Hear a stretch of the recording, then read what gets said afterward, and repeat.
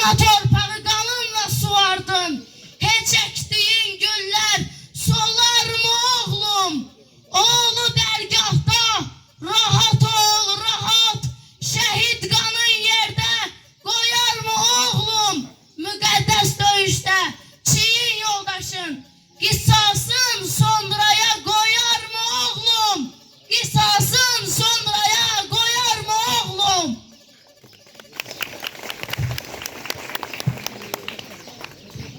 En yakın sirdaşım, dostum sen idin. Hem bacım, kardeşim, tekke sen idin.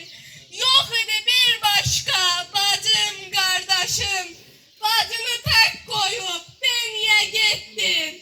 Ey benim şehidim, Füzuli kardeşim.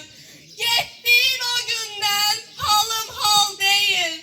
Zaman da teselli olmayır mənə.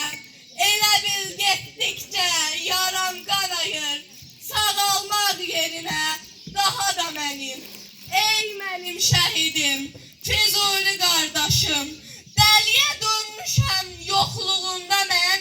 Gözlərim hər yerdə surətin görür. Sanki heç bir yerə getməmisən sən. Ey mənim şəhidim, Füzuli qardaşım.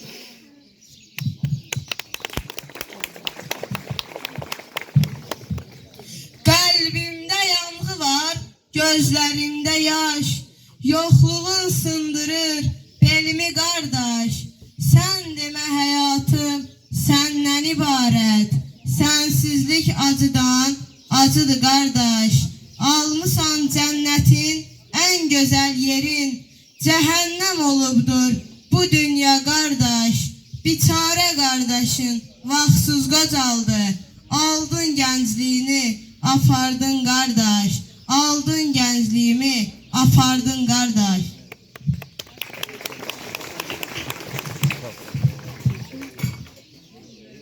Salam şəhid anası, mən də sənin bir balan, olmasam da qəhrəman, Şuşa, Kəlbəcər alam. Sənin oğlun tapşırıb, səni mənə yol aldı, məhz onun sayəsində ordumuz zəfər çaldı. Salam şəhid atası, sən necə qürurlusan, dağ boyda oğlun gedib, yenə də dik durmusan. Ağappaq saçlarından nur saçılır, nur ata, hər zaman qürurlu ol, həmişə dik dur ata. Salam şəhid